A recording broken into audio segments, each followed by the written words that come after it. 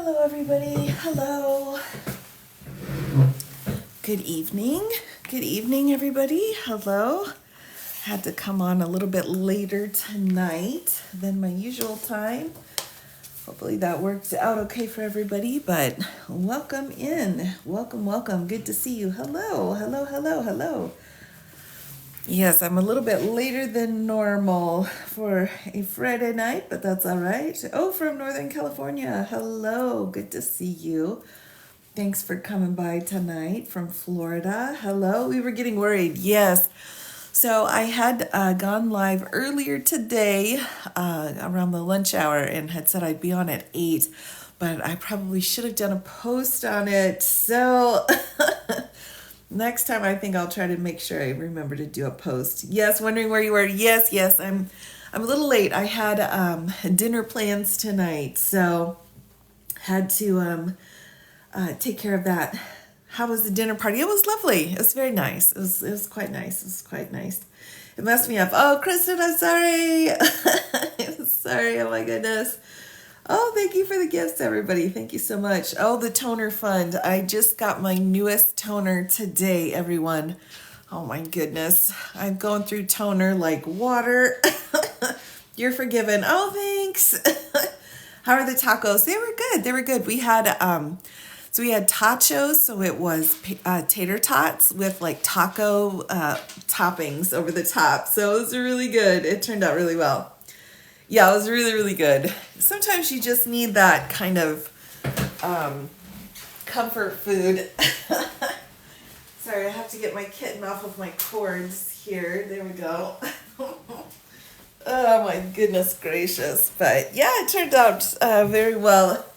Turned out quite nice. It was lovely. It was good to see everybody. Oh my gosh, Kristen, thank you. Oh, that's so sweet of you all.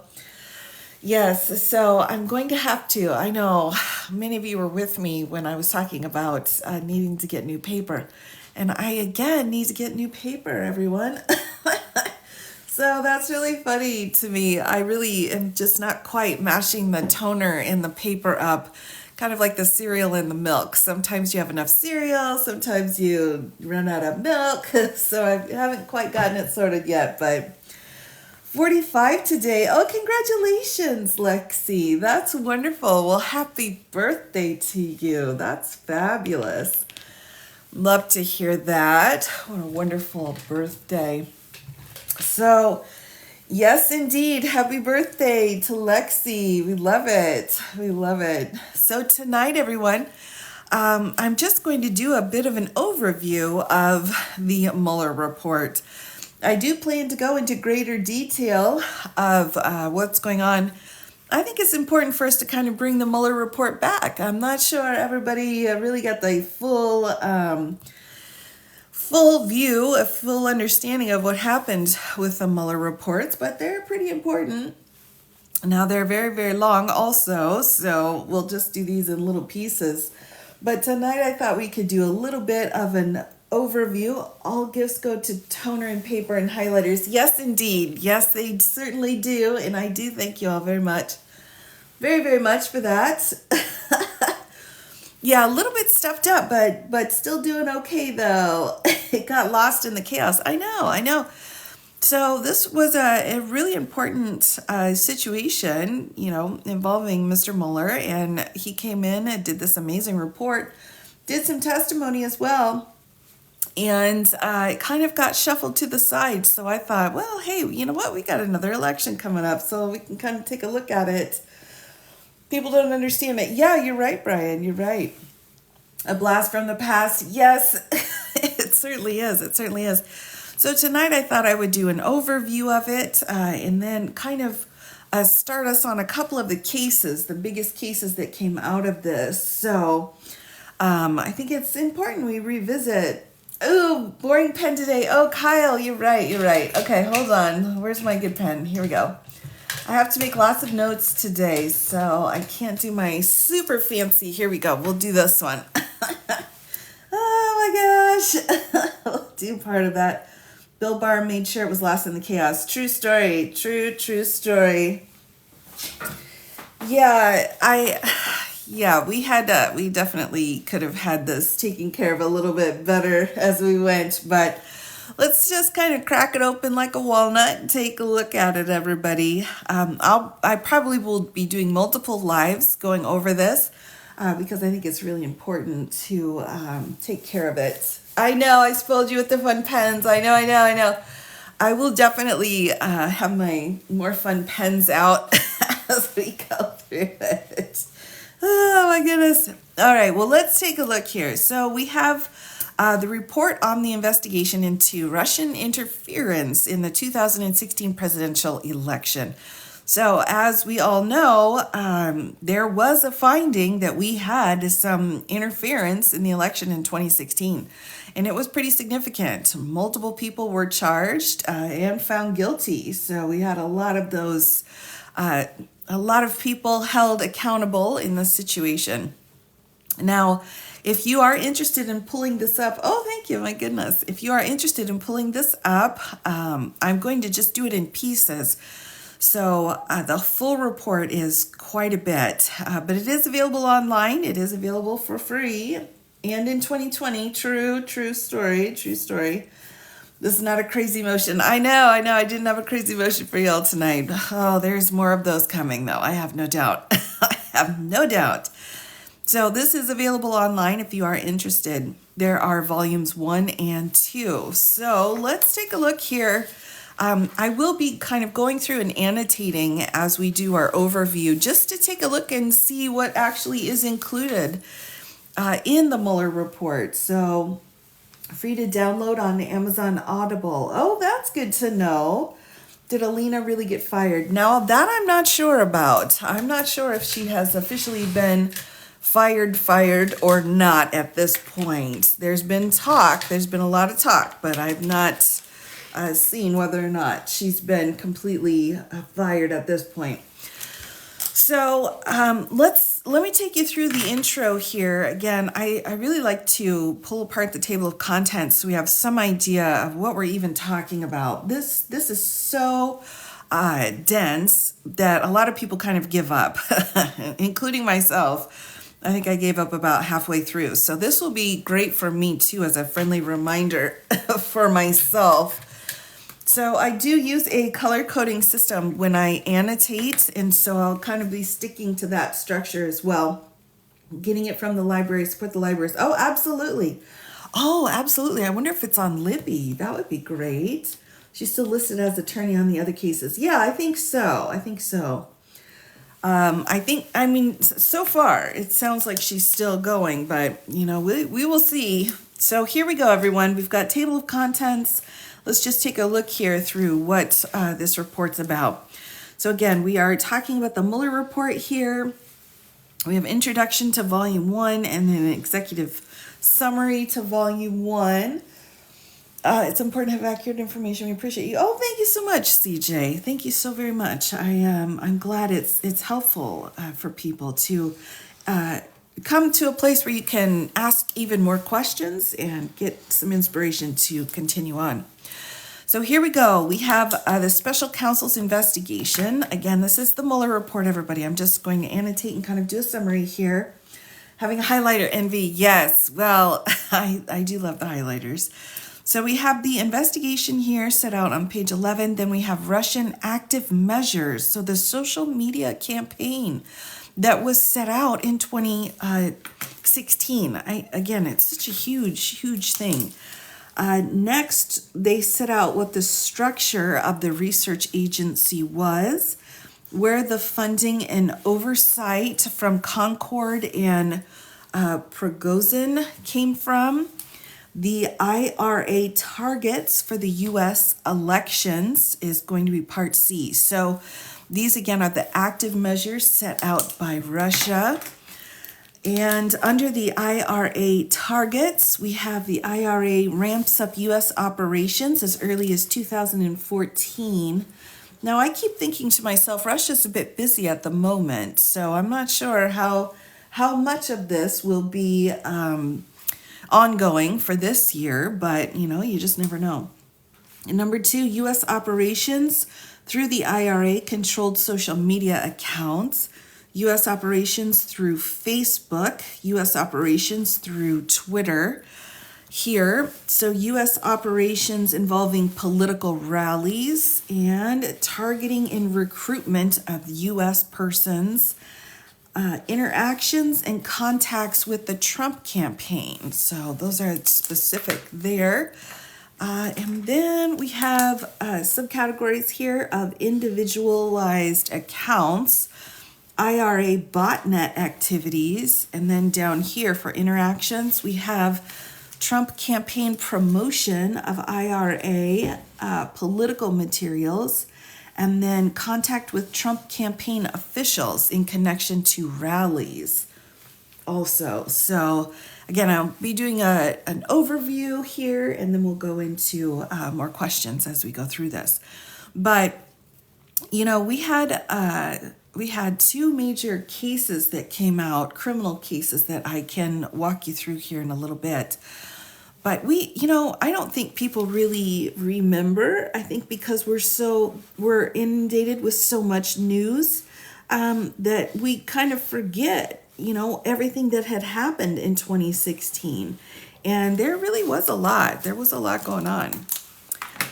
All right, so next we'll get into Russian hacking and dumping operations. So we have GRU hacking directed at the Clinton campaign here, and dissemination of the hacked materials. So how things were disseminated. So GRU, I'm just going to say GRU units target the Clinton campaign, intrusions into the Democratic National Committee networks here. And then down here we have DC leaks, Guccifer 2.0, and the use of WikiLeaks. Does anyone remember WikiLeaks? Oh my goodness. Blast from the past, everybody. So when we're talking about the intrusions into the Democratic National Committee networks, we have the initial access that was set out, implementation of malware on the DCC, and the Democratic National Committee networks, theft of documents from the Democrats. If that sounds familiar, maybe Watergate trigger something there. Yes, exactly, Brian. I know it is a huge blast from the past. So we had down here the use of WikiLeaks. The WikiLeaks has expressed opposition towards the Clinton campaign and their first contact with Guccifer 2.0 and DC leaks. So those are also under the WikiLeaks. And then we'll turn over here to the next page. Now, there is some redacted materials here out of the copy that I have. This is less redacted than the original was. If some people will remember when we first got it, there was quite a bit that was redacted, but this isn't quite as bad as it was before. So we've got the GRU's transfer of stolen materials to WikiLeaks, and then WikiLeaks statements dissembling about the source of stolen materials. That one was set up next as our subcategories. Let me just make sure I'm getting my highlighting colors correct. All right, so we have additional GRU cyber operations here, the Trump campaign and the dissemination of hacked materials. And then that takes us to our next category, which is Russian government links to and contacts with the Trump campaign, which of course we also had through endless trials. Feels like I just go, oh yes, of course. Oh, I'm happy to come by. I'm happy to stop by and hang out with everybody. All right, so let's bump back up. We've got additional GRU cyber operations. The summer and fall of 2016, operations targeting Democrat-linked victims. Number 2, intrusions targeting the administration of the U.S. elections. So again, I mean, in the 2020 situation, we had all of these questions about domestic questions. But in 2016, we had, foreign questions. So I think that's an interesting turn here. This one is redacted, but we've got several pieces underneath it. And then we have other potential campaign interests in Russian hacked materials.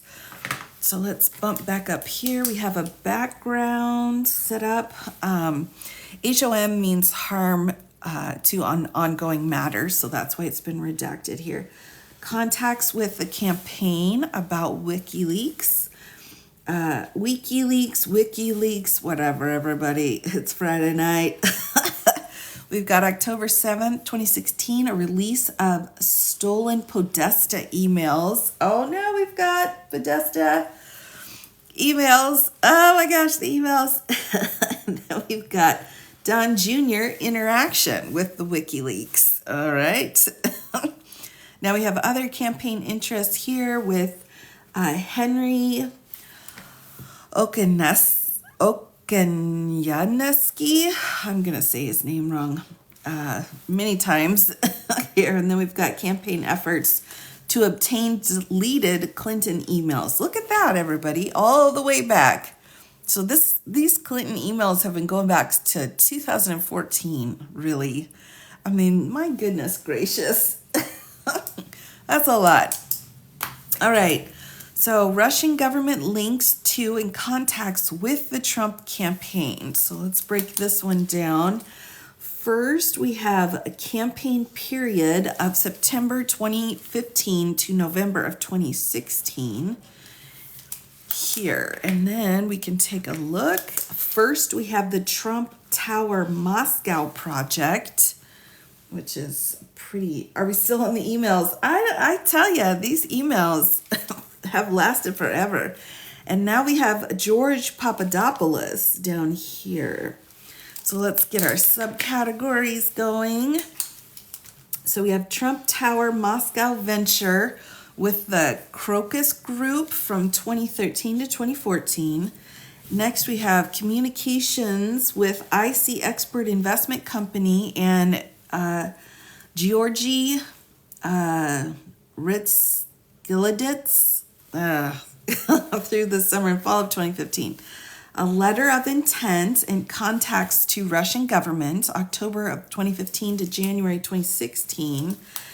And then Trump signs a letter of intent on behalf of the Trump Organization. And then we have post LOI contacts with individuals in Russia. So yikes, that's another piece of it. Then we'll go back here again. Now, if I pronounce these acronyms wrong, everybody, I'll just apologize ahead of time. I've had someone who was like, if you say those acronyms wrong, no one's going to believe what you're saying. I'm like, well, I'm just me. I try to do my best, but sometimes I'm not going to say them correctly. Discussions about Russia travel by Michael Cohen and candidate Trump. December 2015 to 2016. Yes, we need a sticky note. You bet. Here, I've got one up here. It's not. Hold on. Oh, sorry. I thought I had one. But I'll get one over here. Here we go. Oh, absolutely. Of course. So this is let me make sure I spell it correctly. We will do this. Mueller report. And this is just going to be an overview for now. So let me see if I can make sure I can get this in without changing too much. Let's see. Here we go. Maybe I can set it over here. Let me see if this works. Well, that's not quite. Maybe down here so it doesn't cover the comments. I'm trying to space it so it doesn't cover the comments. How about that? There we go. Should we put it at the bottom? Is it going to work down there? Hopefully it'll work. There we go. Okay, I think we got it. All right. Okay, so here we go. We've got Michael Cohen, or candidate Trump, in December of 2015 to June of 2016. And we have Sater's overtures to Cohen to travel to Russia. Candidate Trump's opportunities to travel to Russia.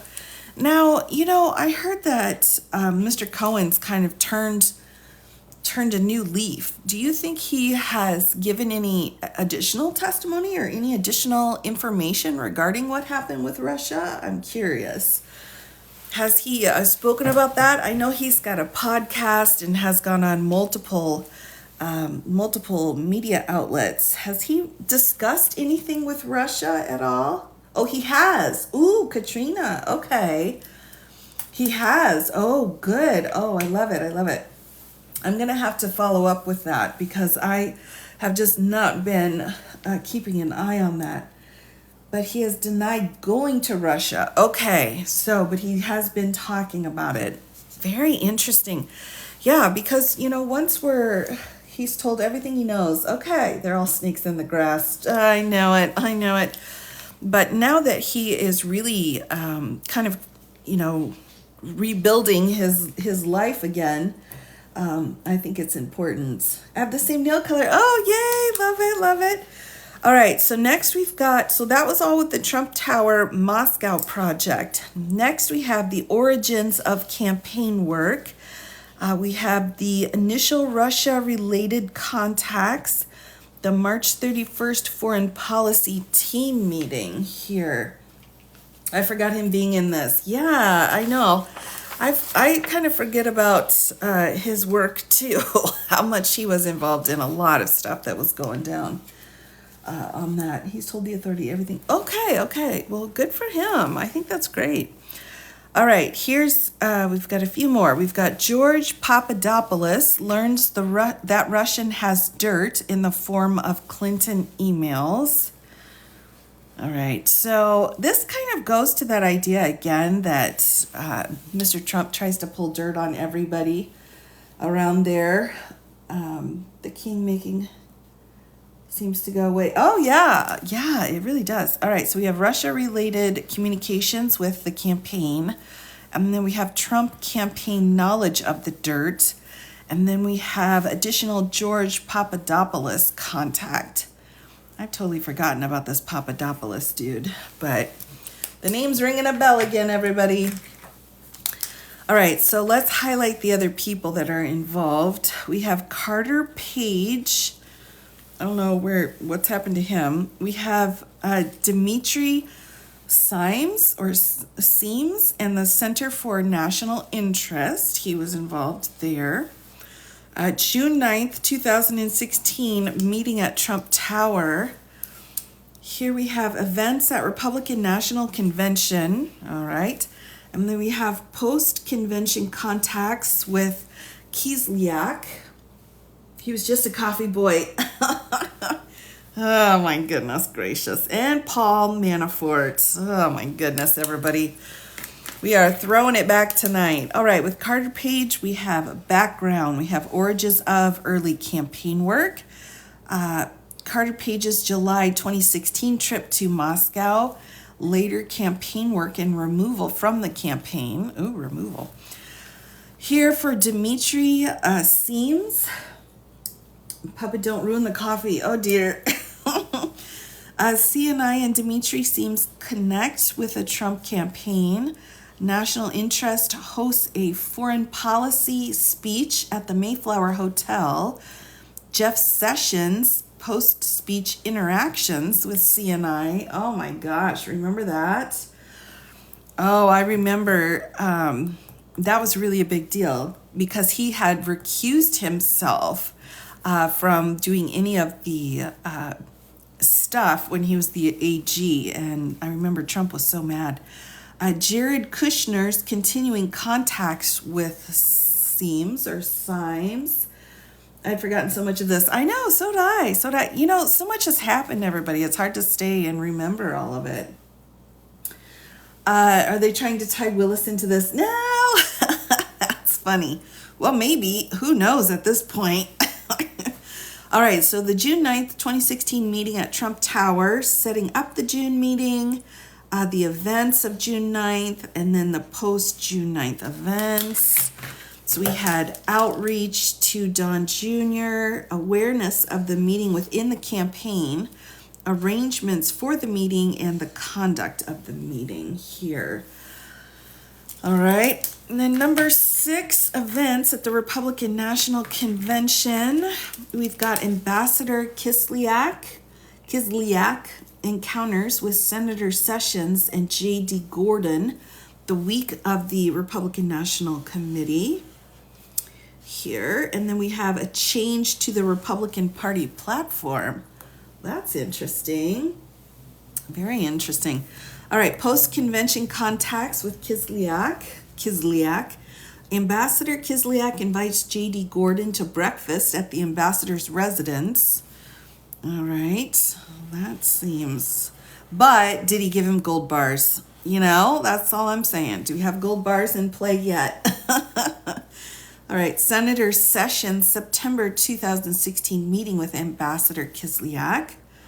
I wonder what's happened to Jeff Sessions. Does anyone know what's happened to him? Like he's gone. He's gone farewell. All right, and then Paul Manafort. Now, there was a lot going on with Paul Manafort. Cohen figured out how he could profit off of Trump without actually kowtowing. Well, hey, yeah, I mean, there you go. If you can figure that out, go for it. Paul Manafort's ties to Russia and Ukraine. He's hiding. Okay. Well, I believe I would be hiding as well. All right, so let me just make sure I color code these so that I don't forget. So we're still talking about Paul Manafort here. We're switching pages. We have Oleg Deripaska, my Russian isn't so good, everybody, consulting work, and then political consulting work. Again, this is Paul Manafort. Konstantin Kilimnik here also. And then contacts during Paul Manafort's time with the Trump campaign. He got thrown out a window. Oh no, I hope not. But he was a little one. Paul Manafort joins the campaign. Oh my gosh, I totally had forgotten about this Manafort guy, but he did a lot of damage, if I remember. Okay, Paul Manafort's campaign period contacts, and then Paul Manafort's 2 campaign period meetings with Konstantin. Now there's no E at the end, so I'm going to say tin instead of tine. So Konstantin and Kilimnik in the United States. We've got 2 people there. All right, so he got a pardon? Yeah.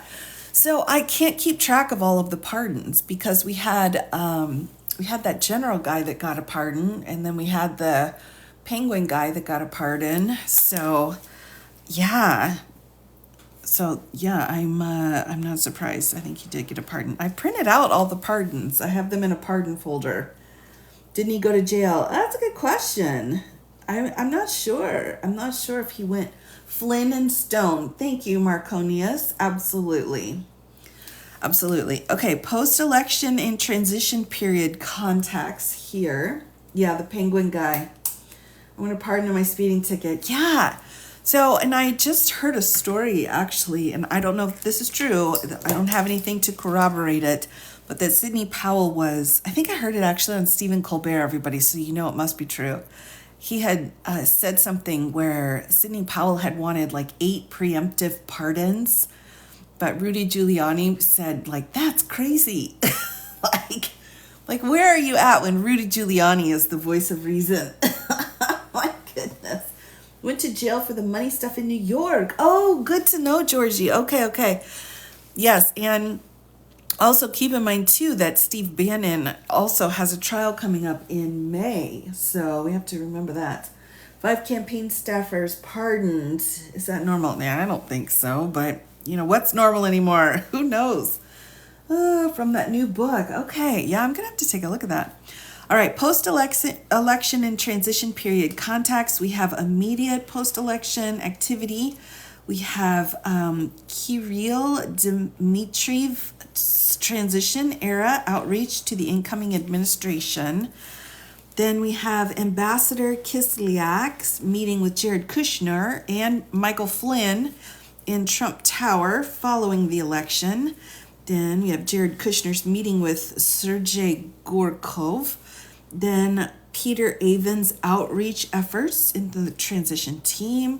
Carter Page's contact with Deputy Prime Minister Arkady Dvorkovich, and contacts with and through Michael T. Flynn. Whoa, Flynn was really involved in a lot. So Bannon currently, what he's charged with is misuse of funds. So he had a nonprofit, I think it was a nonprofit. So he's got basically money laundering and fraud charges going right now. I'll have to do a post on that because it's actually kind of interesting.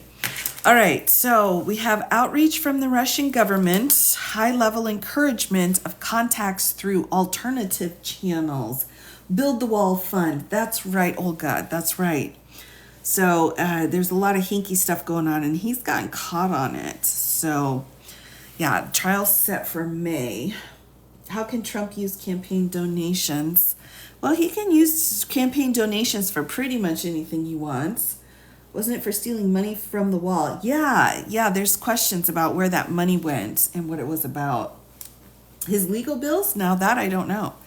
All right, so we've got background. This is Kirill Dmitriev's transition era outreach to the incoming administration. Background, and then Dmitriev's post-election contacts with the incoming administration.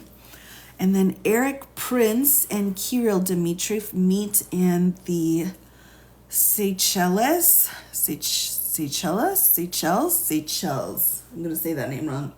Didn't Bannon get a pardon? Yes, he did get one pardon, but he's not getting another one because I don't think he's got to get somebody in office in order to get another one. Dmitriev's post-election contact with Rick Gerson regarding U.S.-Russian relations. So that's a little suspect. You have to assume the attorneys are being paid. Yeah, I don't know. I mean, there's a lot of attorneys in here with some ethical questions. Okay, George Nader and Eric Prince arranged the Seychelles meeting with Dmitriev. Seychelles, thank you. All right, number 2, the Seychelles meeting. Number 3, Eric Prince's meeting with Steve Bannon after the Seychelles trip. Is DeVos's brother, Betsy DeVos's? Oh my goodness gracious, what? Oh my goodness. Wow, I was not expecting that. All right, so we've got another meeting here at Trump Tower. We have another meeting with Sergey. Here we've got outreach. We have contacts here. And then contacts with and through Michael T. Flynn. 1, through United Nations vote on Israeli settlements. And B, U.S. sanctions against Russia. Yikes, everybody. This is really yikes. The islands are beautiful. Oh, I would love to see that. I've not really explored that area of the world. Okay, prosecution and declination decisions. So we'll take a peek at those. You got into law school today, Nathan? Oh my gosh. Oh, I'm so excited for you. Oh, congratulations. That is just fantastic. Well done, you. Well done. Woo. Yay. That's very exciting. Very, very exciting. Oh, I love it. Woohoo. Oh, wow. That's wonderful. Wonderful. You'll have to come back and visit us. Don't forget us little people out here. Don't forget the little ones that we're cheering you on. For sure. Yay, that's so exciting. Oh my gosh. Okay, so Russian active measures for the social media campaign. All right, and someone was telling me how to pronounce it's Kirill. Is that right? Kirill.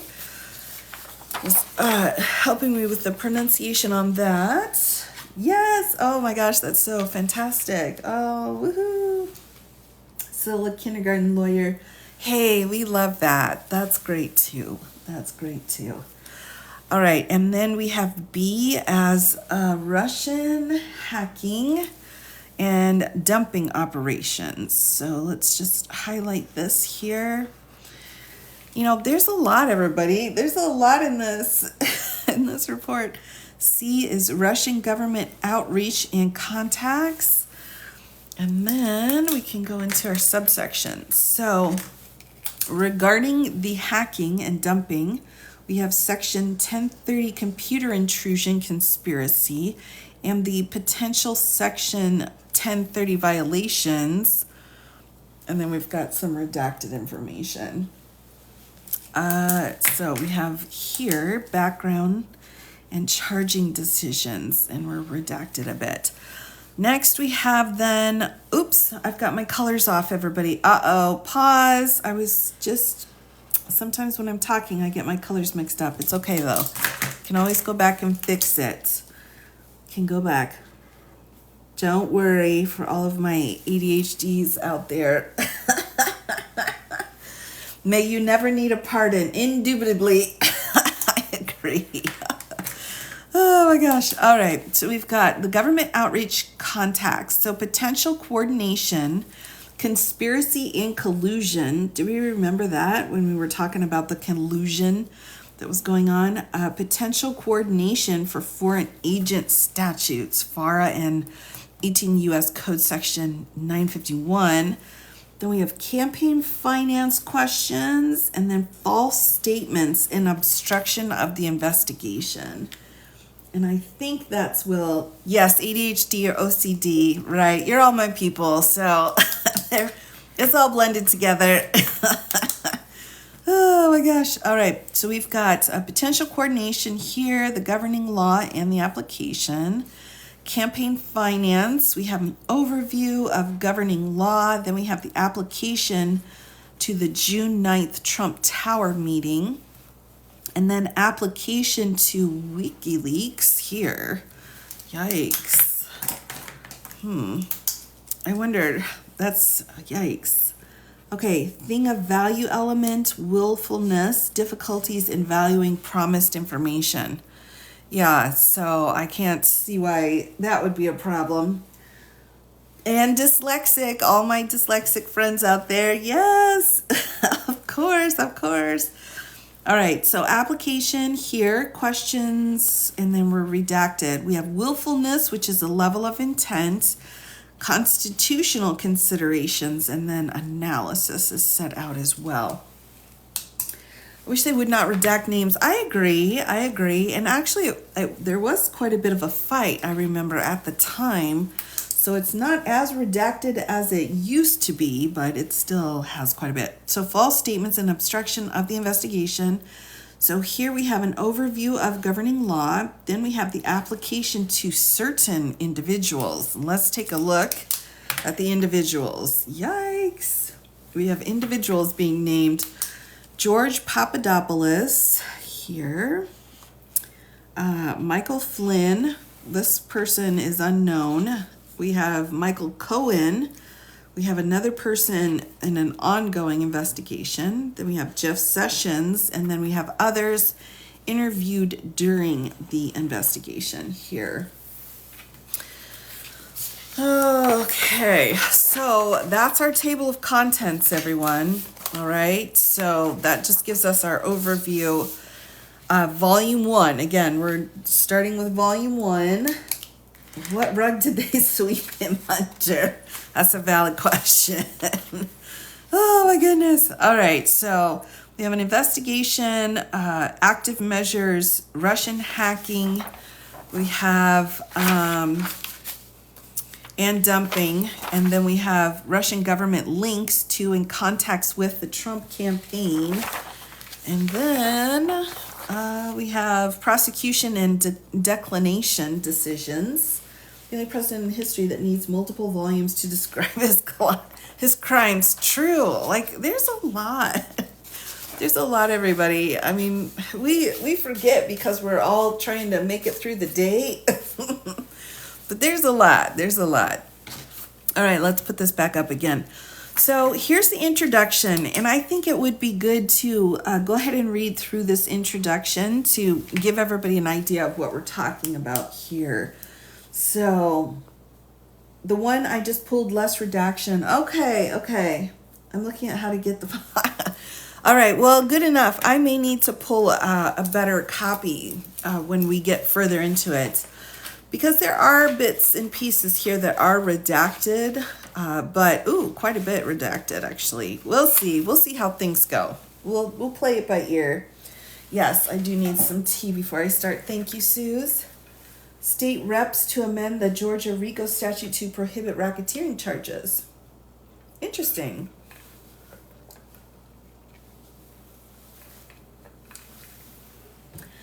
At least 50,000 times. At least 50,000. For sure. It was a lot.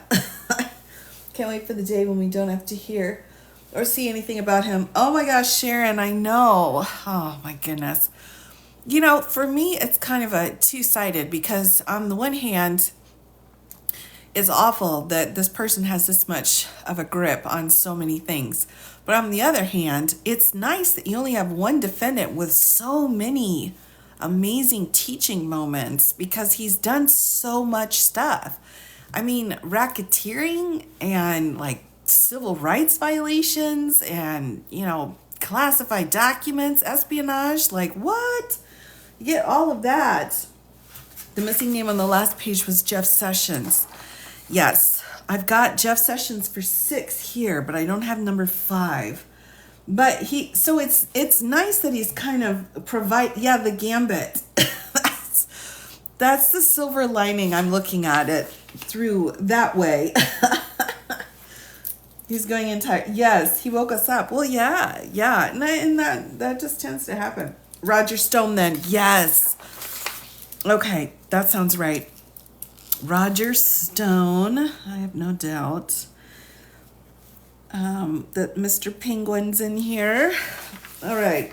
He showed us a lot of the faults. Yeah, I think so. I think we all just kind of, things happen. Life happens. We get busy, and, we needed to refocus.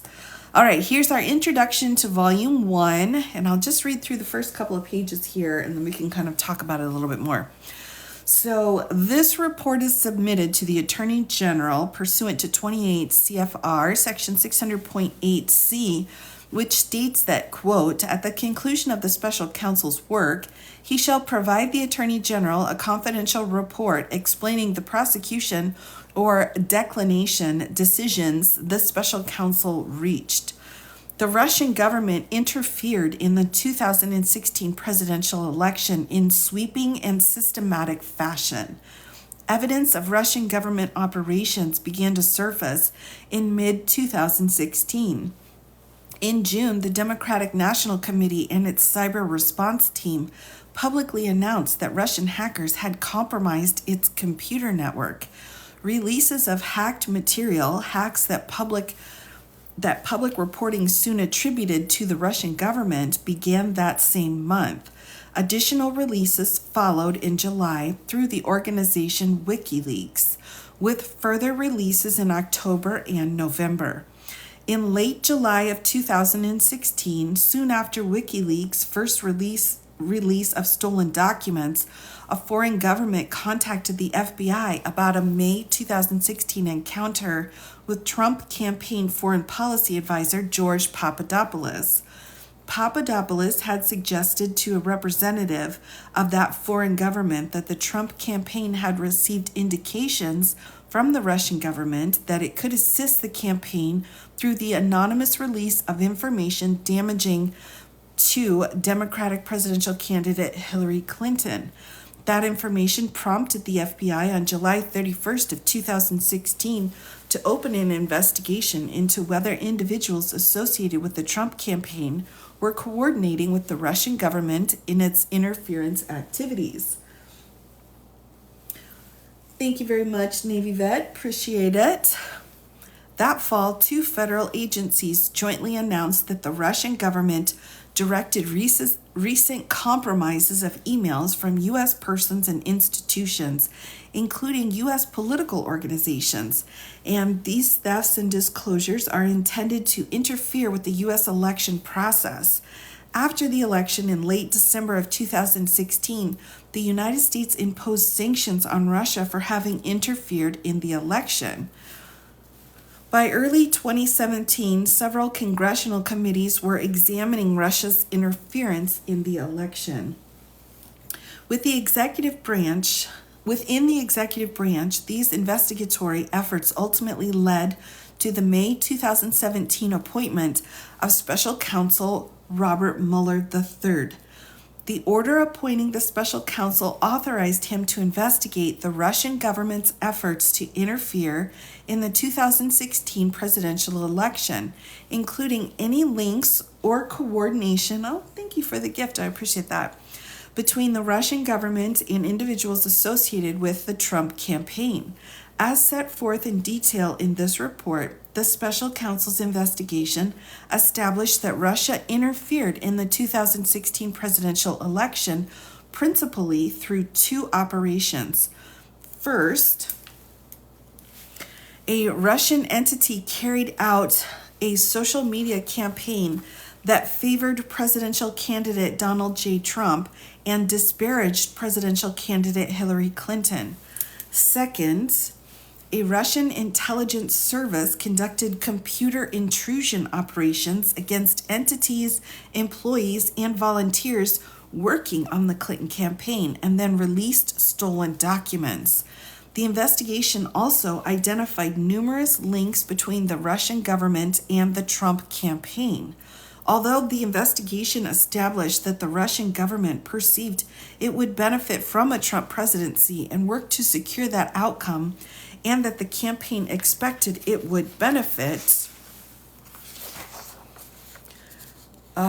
electorally from information stolen and released through Russian efforts, the investigation did not establish that members of the Trump campaign conspired or coordinated with the Russian government in its election interference activities.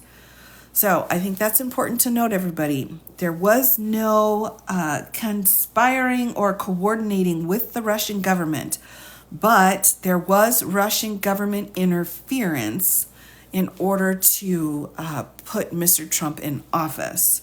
So I think that's important to note.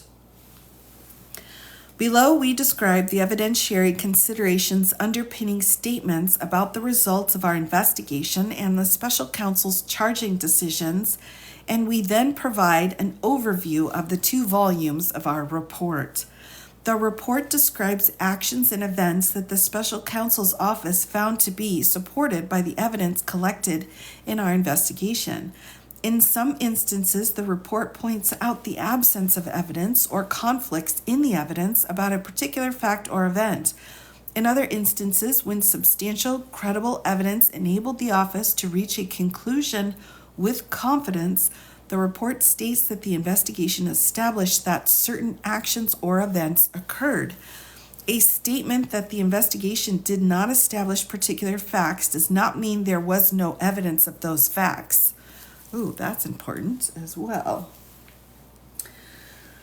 Good to know. In evaluating whether evidence about collective action of multiple individuals constituted a crime, we applied the framework of conspiracy law, not the concept of collusion. In doing so, the office recognized that the word collude was used in communication with the acting attorney general, confirming certain aspects of the investigation scope, and that the term has frequently been invoked in public reporting about the investigation.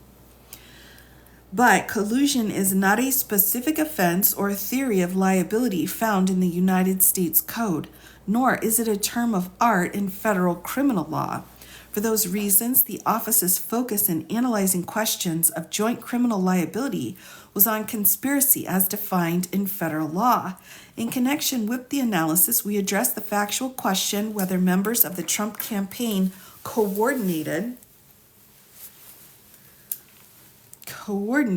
a term that appears in the appointment order, with Russian election interference activities. Like collusion, coordination does not have a settled definition in federal criminal law. So is everybody following here that these words collusion and coordinating don't have specific legal meanings? And so that's why when we come up here and we say they coordinated, that's because we didn't have specific definitions here? Is everyone putting that together? Okay. We understand coordination to require an agreement, tacit or express, between the Trump campaign and the Russian government on election interference. That requires more than two parties taking actions that were informed by or responsive to others' actions or interests. We applied the term coordination in that sense when stating in the report the investigation did not establish that the Trump campaign coordinated with the Russian government in its election interference activities. Right, not proven does not equal proven false. Absolutely, absolutely. The report on our investigation consists of 2 volumes. Volume 1 describes the factual results of the special counsel's investigation of Russia's interference in the 2016 presidential election and its interactions with the Trump campaign. Section 1 describes the scope of the investigation. Sections 2 and 3 describe the principal ways Russia interfered in the 2016 presidential election. Section 4 describes links between the Russian government and individuals associated with the Trump campaign. Section 5 sets forth the special counsel's charging decisions. Volume 2 addresses the president's actions towards the FBI's investigation into Russia's interference in the 2016 presidential election and related materials, and his actions towards the special counsel's investigation. Volume 2 separately states its framework and the considerations that guided the investigation. Ooh, all right, that's a bit ominous. Ominous beginning. Okay, so let me just take a peek here. Yeah, we're just redacted a little bit. I don't think we're redacted too much, everybody. So I think it's okay to go ahead and dive in to this executive summary. Can spend a little bit of time here on the summary. All right, everybody. So we have executive summary volume 1. So my question also, everybody, is what's in place now in order to prevent this from happening? You know, there was something in place because the 2020 elections, have been called the most secure elections in history. So I'm wondering what was put into place to prevent this from happening again. I think it will be very interesting to see what those policies are. All right, executive summary to volume 1. Russian social media campaign. The Internet Research Agency, or IRA, carried out the earliest Russian interference operations identified by the investigation, a social media campaign designed to provoke and amplify political and social discord in the United States.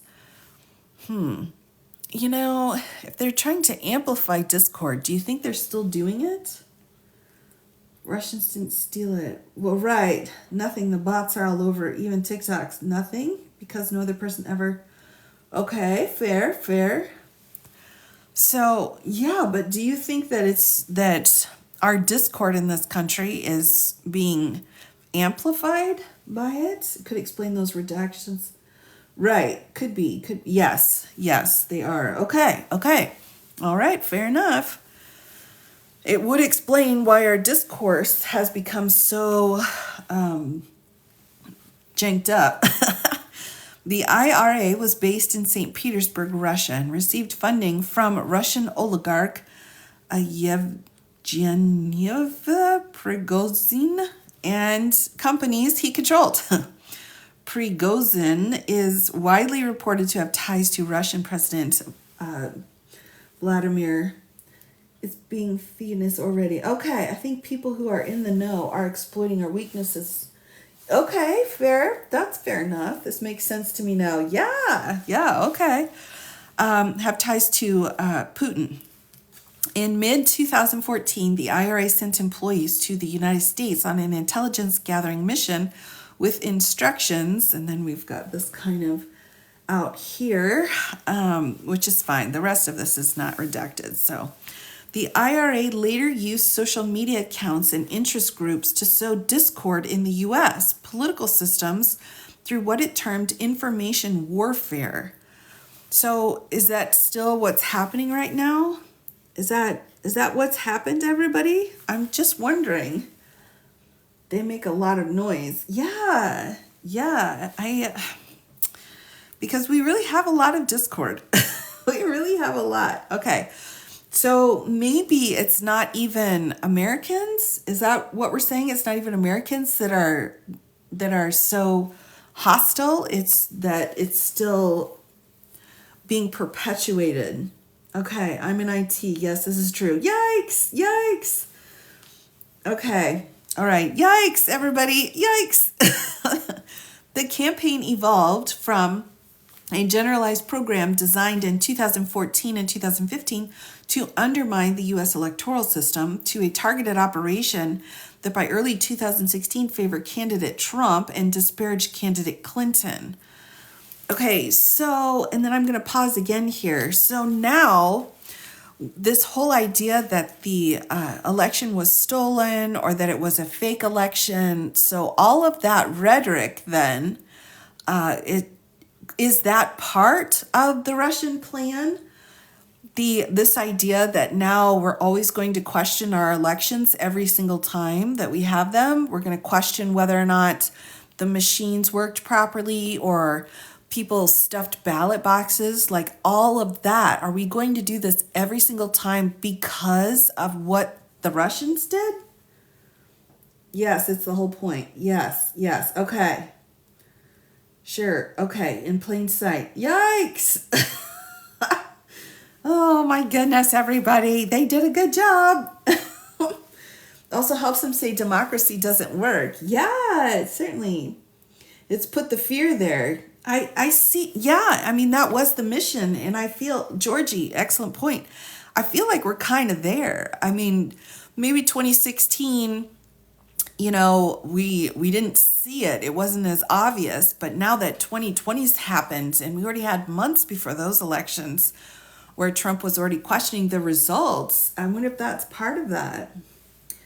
For losing 2016, this was hatched by Stone in early 2000. Yeah, I had the whole blame and lies game planned out years before. So then he just put it into play in 2020. Okay. The IRA's operation also included the purchase of political advertisements on social media in the names of U.S. persons and entities, as well as the staging of political rallies inside the United States. To organize those rallies, IRA employees posed as U.S. grassroots entities. And persons and made contact with Trump supporters and Trump campaign officials in the United States. The investigation did not identify evidence that any U.S. persons conspired or coordinated with the IRA. Oh, I think that's important to note here. The investigation did not identify evidence that any U.S. persons conspired or coordinated with the IRA. So let me pose this then. Here's my next question, everybody. And I'm just asking questions here. So we have records of the people who were arrested on January 6th. We have those records and who they were and what they did. But there were a lot of people that have not been arrested yet. So are we thinking that they were people from other countries that came in order to expand, in order to make it bigger than it was, or to the IRA? Oh, it's a great point. The Internet Research Agency. So is that kind of what the thought process is that a whole bunch of the people on January 6th were, the Russians trying to screw up our elections again, trying to do it? I mean, I'm not sure. I'm just, spitballing here. It makes sense. Trump uses Russia to win. Right. Yeah, I mean, but that's the thought, right? I mean, don't get me wrong, there were people there and you need to be held accountable for your own actions.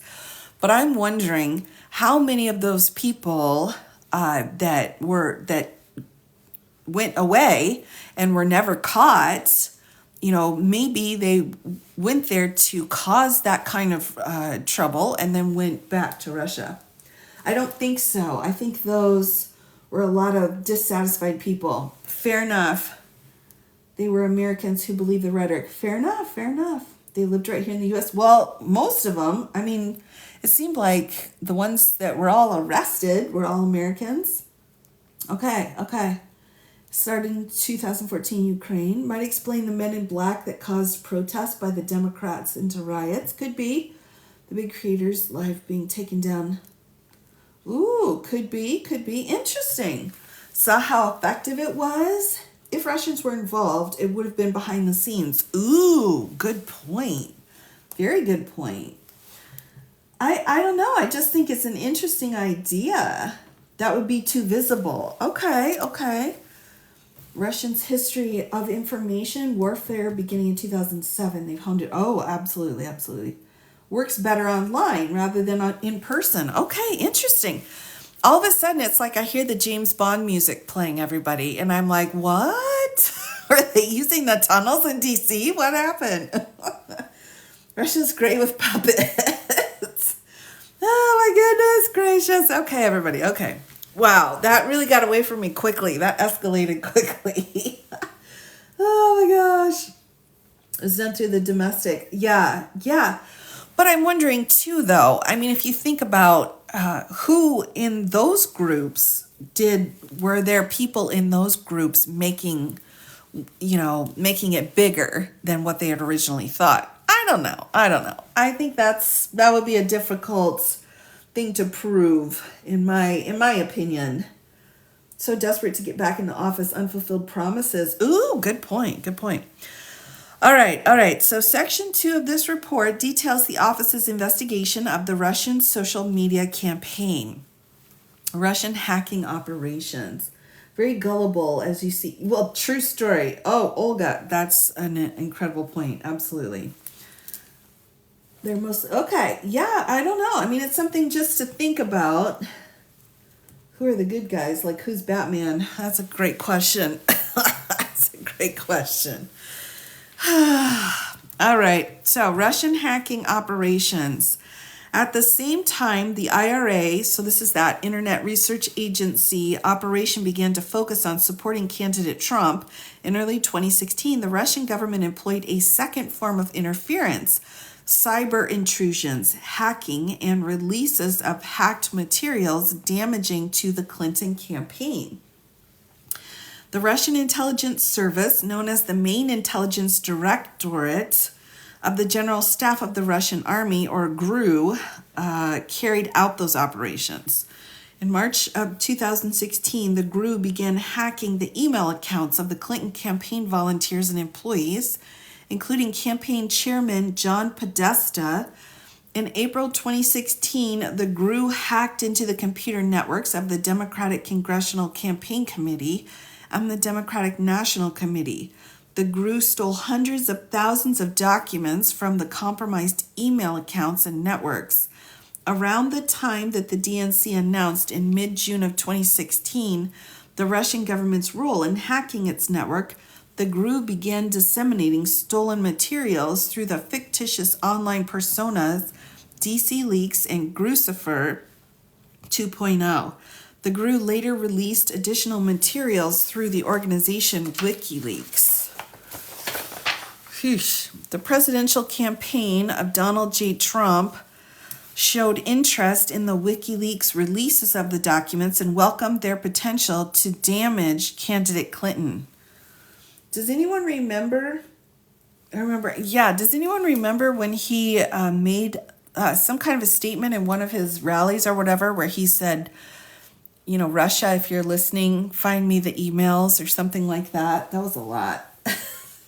That was a lot. GRU and their minions. That's what I was thinking too. Beginning in June of 2016, something here, forecast to senior campaign officials that WikiLeaks would release information damaging to candidate Clinton. WikiLeaks' first release came in July of 2016, around the same time candidate Trump announced he hoped Russia... Oh, hey, it's right there in the next sentence. Look at that. I was forecasting. I manifested it. Would recover emails described as missing from a private server used by Clinton when she was Secretary of State. He later said he was speaking sarcastically. He wasn't. He probably doesn't know what sarcastic means. WikiLeaks began releasing Podesta's stolen emails on October 7th of 2016, less than 1 hour after the U.S. media outlet released a video considered damaging. That must have been the Access Hollywood tape. Section 3 of this report details the office's investigation into Russian hacking operations, as well as other efforts by Trump campaign supporters to obtain Clinton-related emails. Interesting. Russian contacts with the campaign. The social media campaign and the GRU hacking operations coincided with a series of contacts between Trump campaign officials and individuals with ties to the Russian government. The office investigated whether those contacts reflected or resulted in campaign conspiring or coordinating with Russia in its election interference activities. Although the investigation established that the Russian government perceived it would benefit from a Trump presidency and worked to secure that outcome, and that the campaign expected it would benefit electorally from information stolen and released through Russian efforts, the investigation did not establish that members of the Trump campaign conspired or coordinated, remember these words are very important, with the Russian government in its election interference activities. The Russian contacts consisted of business connections, offers of assistance to the campaign, invitations for candidate Trump and Putin to meet in person, invitations for campaign officials and representatives of the Russian government to meet, and policy positions seeking improved U.S.-Russian relations. Section 4 of this report details the contacts between Russia and the Trump campaign during the campaign and transition periods, the most salient of which are summarized below in chronological order. Interesting.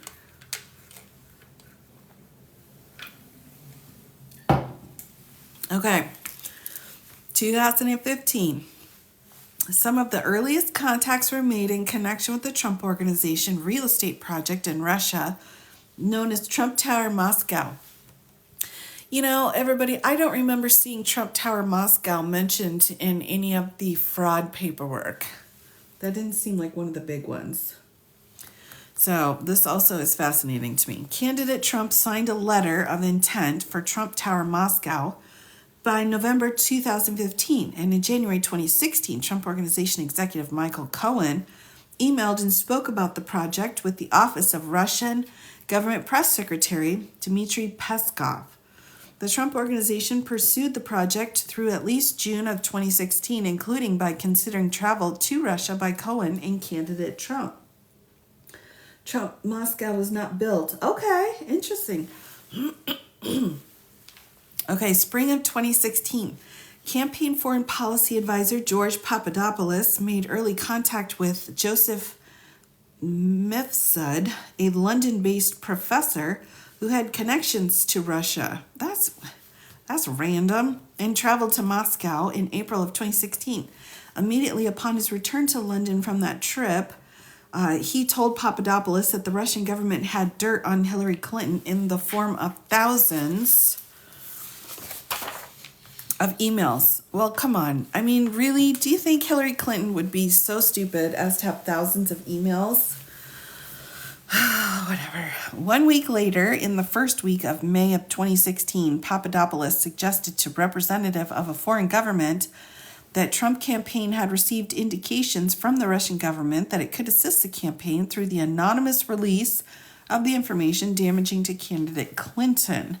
Throughout that period of time and several months thereafter, Papadopoulos worked with Mifsud and 2 Russian nationals to arrange a meeting between the campaign and the Russian government. No meeting took place. Summer of 2016, Russian outreach to the Trump campaign continued into the summer of 2016 as candidate Trump was becoming the presumptive Republican nominee for president. On June 9th of 2016, for example, a Russian lawyer met with senior Trump campaign officials Donald Trump Jr., Jared Kushner, campaign chairman Paul Manafort, to deliver what the email proposing the meeting had described as official documents and information that would incriminate Hillary. The materials were offered to Trump Jr. as part of Russia and its government support for Mr. Trump.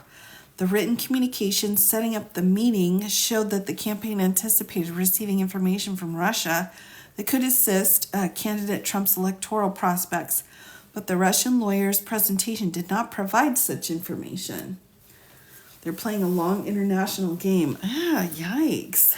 Days after the June 9th meeting on June 14th, a cybersecurity firm and the DNC announced that the Russian government hackers had infiltrated the DNC and obtained access to opposition research on candidate Trump, among other documents. In July of 2016, campaign foreign policy advisor Carter Page traveled in his personal capacity to Moscow. Was that a wise choice? I don't know. And gave the keynote address at the New Economic School. Page had lived and worked in Russia between 2003 and 2007.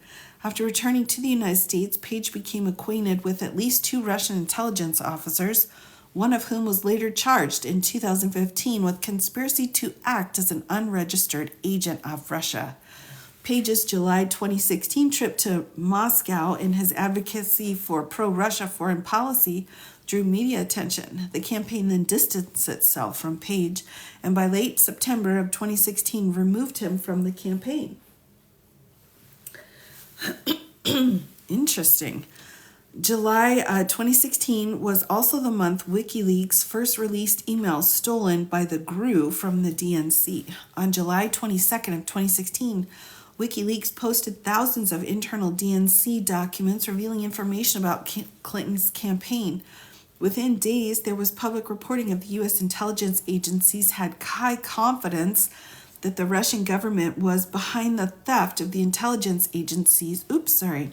The theft of emails and documents from the DNC.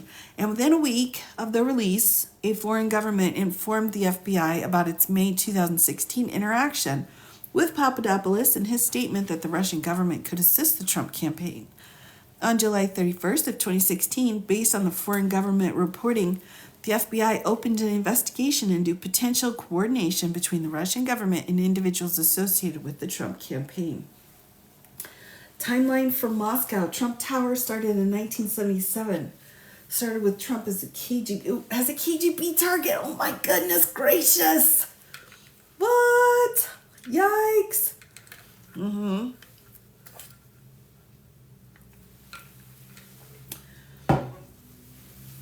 Yeah, I think, and we have had kind of a warning going on too of interference with our elections this year too. Separately, on August 2nd of 2016, Trump campaign chairman Paul Manafort met in New York City with his longtime business associate Konstantin Kilimnik, who the FBI assesses to have ties to Russian intelligence. Kilimnik requested the meeting to deliver in person a peace plan for Ukraine that Manafort acknowledged to the special counsel's office was a backdoor way for Russia to control part of eastern Ukraine. Both men believed the plan would require candidate Trump's assent to succeed were he to be elected president. Ooh, this is hinky. Hinky with Ukraine. Yikes. I need stiff booze. That's funny. They also discussed the status of the Trump campaign and Manafort's strategy to winning Democratic votes in Midwestern states. Months before that meeting, Manafort had caused internal polling data to be shared with Kilimnik, and the sharing continued for some period of time after their August meeting. Fall of 2016. On October 7th of 2016, the media released a video of candidate Trump speaking in graphic terms about women years earlier, which was considered damaging to his candidacy. Not damaging enough, though, was it? Oh my goodness. Yikes. Less than an hour later, WikiLeaks made its second release. Thousands of John Podesta's emails that had been stolen by the GRU in late March of 2016. The FBI and other U.S. government institutions were at the time continuing their investigation of suspected Russian government efforts to interfere in the presidential election. That same day, October 7th, the Department of Homeland Security and the Office of the Director of National Intelligence issued a joint public statement that the Russian government directed the recent compromises of emails from the U.S. persons and institutions, including from U.S. political organizations. Remember Eric and Junior bragging about Donnie always having... Yes, I do. Society doesn't believe women. It's true. A true story. Those thefts and the disclosures of the hacked materials through online platforms such as WikiLeaks, the statement continued, are intended to interfere with U.S. election process. Right. Okay. Post-2016 election, immediately after the November 8th election, Russian government officials and prominent Russian businessmen began trying to make inroads into the new administration. The most senior levels of the Russian government encouraged these efforts. The Russian embassy made contact hours after the election to congratulate the president-elect and to arrange a call with President Putin. Several Russian businessmen picked up the effort from there. Kirill Dmitriev, the chief executive officer of Russian Sovereign Wealth Fund, was among the Russians who tried to make contact with the incoming administration. In early December, a business associate steered Dmitriev to Eric Prince, a supporter of the Trump campaign and an associate of senior Trump advisor Steve Bannon. All right, there's Bannon. Dmitriev and Prince later met face-to-face. Hold on, everybody. He's got a podcast, doesn't he? I wonder if he ever talks about this in his podcast. Someone should ask him, should go on his podcast and be like, hey, remember all those Russian connections? What's going on with that? I wonder if somebody could do that. Face-to-face in January of 2017 in the Seychelles and discussed the U.S.-Russian relations. During the same period, another business associate introduced Dmitriev to a friend of Jared Kushner, who had not served on the campaign or the transition team. Dmitriev and Kushner's friend collaborated on a short written reconciliation plan for the United States and Russia. Oh, that's nice that, Kushner and Dmitriev could solve the problems between the U.S. and Russia. We love that. Which Dmitriev implied had been cleared through Putin. Yikes! Yikes! The friend gave the proposal to Kushner before the inauguration, and Kushner later gave copies to Bannon and incoming Secretary of State Rex Tillerson.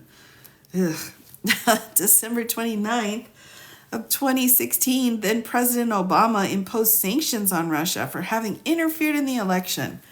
Incoming National Security Advisor Michael Flynn, those words should never be put together in one sentence, called Russian Ambassador Sergei Kislyak and asked Russia not to escalate the situation in response to the sanctions. The following day, Putin announced that Russia would not take retaliatory measures in response to the sanctions at the same time. Hours later, President-elect Trump tweeted, "Great move on delay by V. Putin." The next day, on December 31st of 2016, Kislyak called Flynn and told him the request had been received at the highest levels and that Russia had chosen not to retaliate as a result of Flynn's request. What? Wait about a month and it'll be in your pocket. Oh my gosh, everybody, this is awful. This is awful stuff. Awful, awful. All right, with that, everyone, I can feel my voice starting to crack a bit. So I will go ahead and pause for tonight. But I will be picking this up. I think this is really important to kind of go back through. Oh, thanks, John. for us to take the time and remember what happened and remember what happened with this report, what happened with our elections in 2016. I think it's really, really important. I think that's very important. So I will definitely be spending more time going through this again. Lemon tea, yes, absolutely. Absolutely. I will. Yes, I'm sorry. I wish I had a bit more voice for tonight, everyone, but I'm still kind of getting over a cold. I hope everyone out there who's also getting over being sick right now, I wish you all the best. It's been a lot. Gummy bear tea this weekend. Yes, yes, indeed. I will have to do that for sure. So, oh my gosh, thank you for all of the gifts, everyone. And I apologize for kind of cutting us a little short tonight, but that just means I'll have more voice in the future. Yes, off to bed you go, Deborah. Oh my goodness, Deborah. It's like 3:00 in the morning. So I will be back again on Sunday, everyone, for my sub chat Sundays, as I love to do. One of my favorite times for sure. And then I will be back to my regular scheduled time this next coming week. We've got lots of fun stuff scheduled. So I also will pop on depending on if any very interesting motions and things are filed as well. So with that, I will go and rest my voice for the rest of the night and play with my kitty cats who are running around. Thank you all for your support. So have a wonderful night, everyone, and I will be back again on Sunday. And this is very interesting, so I will have to pick up where we left off very soon. Take care, and I will see you all very soon. Bye, everybody.